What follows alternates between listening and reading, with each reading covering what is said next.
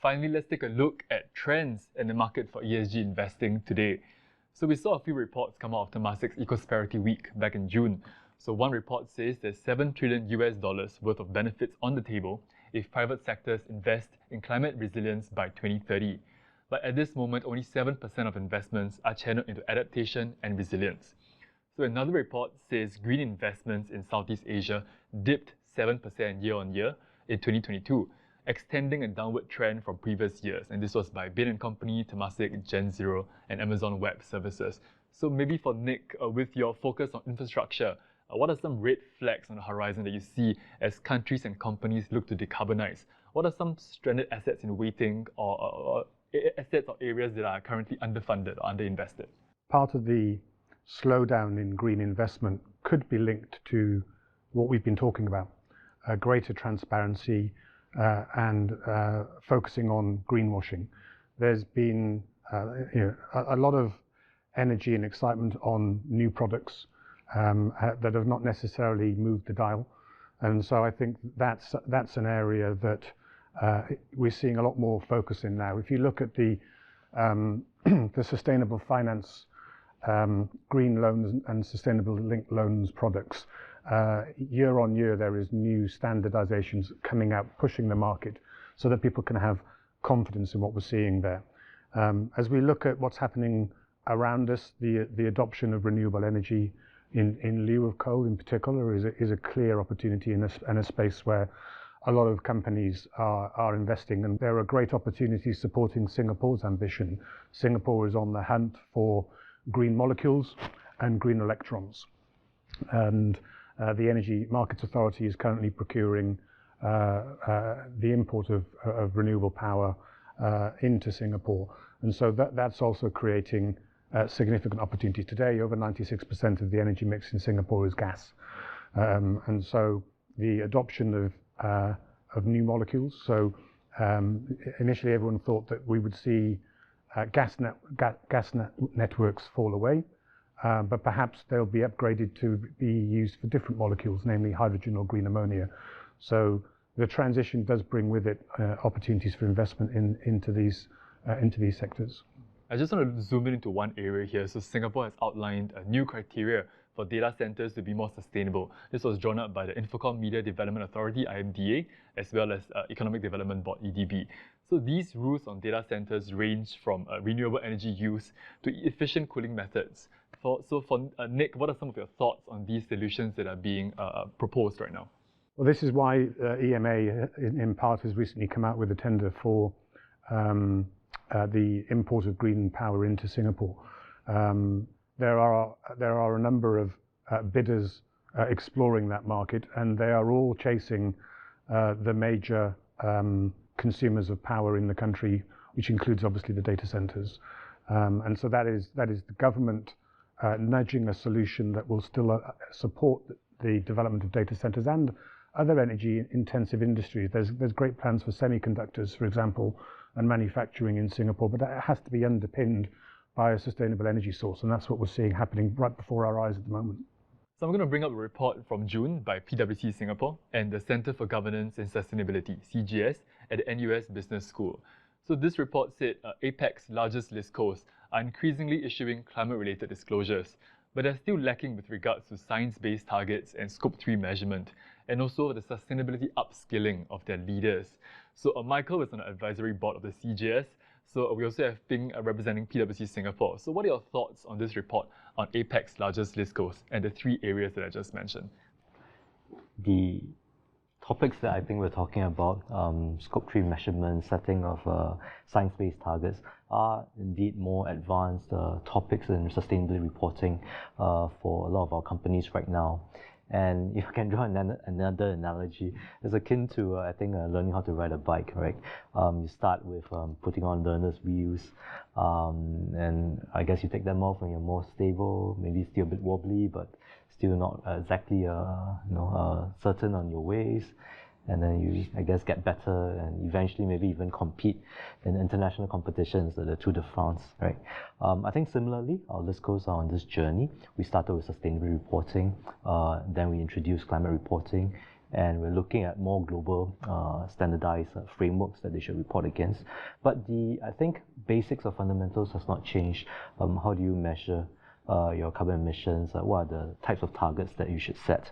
I think setting science-based targets that are ambitious enough will be one way to ensure that the company is able to ride into the future in the face of any policy or regulatory changes that might come their way. On Scope 3 measurement, we understand that it's something that might be more difficult for some companies because it entails actually a company looking through its value chain in its production or I guess service process, right?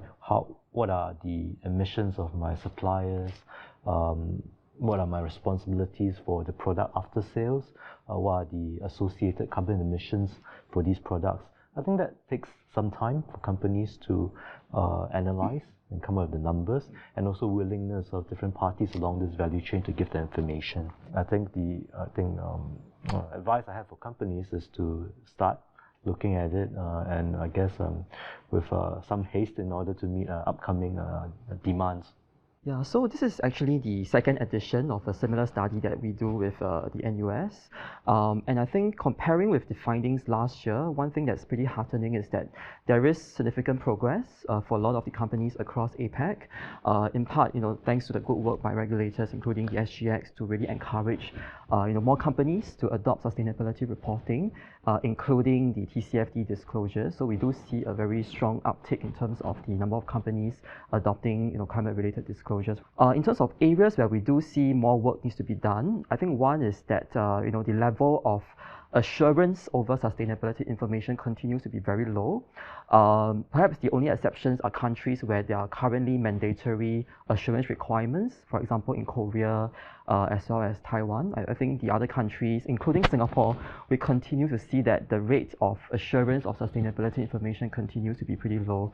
And at a time where there's so much demand for high quality and comparable sustainability information, I think it's time that companies think about getting some comfort from external assurance or even internal assurance providers over their sustainability information to enhance the trust and transparency around that information. When we talk about ESG investing, most would think about equities and how they can buy into this trend. So I'm just going to flip this question on about sustainability upskilling instead. So how do you invest in ESG and skills within the company? And Kara-Mae, so what are your thoughts on Scope 3 and assurance here from Visa's perspective? So I think Scope 3 is probably the most challenging to get accurate data. And as Nick mentioned earlier, it's quite a complicated path to net zero. It's not a clear path. But what's critical is going to be the data that we can provide to help businesses measure their progress as they transition. So for Scope 3, being part of the value chain would be what you're buying from your suppliers, who are your suppliers. And that's where having a framework to measure the purchases that businesses make, even the consumer makes, would come in handy. And of course, to Bing's earlier point, these frameworks are assured externally to ensure that they are robust and are measured in a way that would be relevant for ecosystem players. How would you make the case, and opening this to the panel, how would you make the case to a company leader about investing in their own people and making sure that they understand what the future has in store for their company? We recognize that it's important to upskill all companies, and it's particularly important that the board of directors really understand what sustainability is and have a common language, at least amongst listed companies, as to what it really entails and what they need to do. So to this end, we did ask all company directors to attend a mandatory training on sustainability in order to build up that common core of knowledge and information on sustainability. And I think the 1+ years since we introduced the requirement, we've had almost more than 3,000 directors attend these workshops across about 50 runs of training sessions. And I think that's an encouraging sign that within the company, the top leaders are equipped with the basic knowledge on what sustainability entails. At the same time, we also want to make sure that the preparers of the report, the people actually writing the report, doing the data collection, the calculation, these people know what to do. So we've also rolled out workshops for these preparers of reports. And I think we've run about 14 workshops and have closed more than 300 participants join these workshops in order to get a hands-on understanding of how to prepare a climate disclosure. For, I think, even more specialized areas like carbon accounting, Scope 3 emissions, we've also run, I think, specialized workshops on this. Most recently, I think in July this year, we ran about 4 sessions and have more than 100 participants from our listed companies attend. So I think training is something, and capacity building is something that from the exchange's perspective, we're making a big push for to upskill everyone in the ecosystem. Yeah, I mean, just add that, ESG upskilling should not be just about the board or senior management or people in sustainability roles within the organization. I strongly believe that, sustainability means something for everybody in the organization.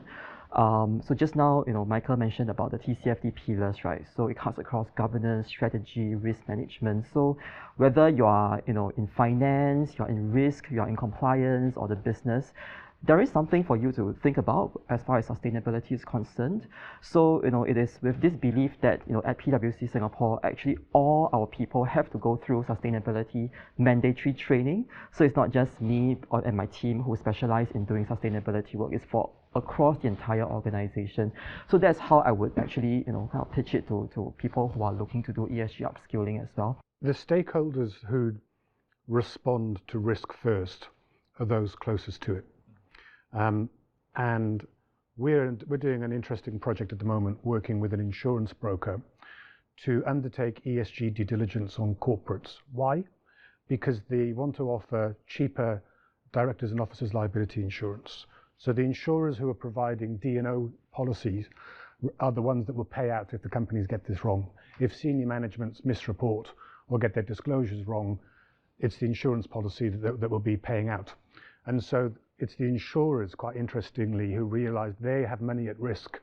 And so they are actively looking at trying to encourage, again, by pricing companies and senior management to get with the program. But they're trying to, they can see from a quantification perspective, risk associated to the premium that you're paying on those policies. I agree with what Bing mentioned earlier. It has to permeate throughout the organization, and it certainly starts from the top. So at least within Visa, we do see a lot of practices that have been rolled out across, we're a global company. So even in our Singapore offices, a lot of sustainable practices being employed, and down to working with our banks credit card business, it's plastic. So how do we, in the credit card space, go more digital? How do we help our issuers move to more sustainable card sources? Certainly some of these cost more, but based on our research, consumers are looking for sustainable options from both merchants as well as the card issuing banks. And so we're both internally and externally working with stakeholders to try and move the ecosystem along. So thank you for tuning in to Planet Edge, a special panel discussion on sustainability and ESG investing by The Edge Singapore. For the latest news in investing in Singapore and the region, visit theedgesingapore.com and follow us on our social media channels.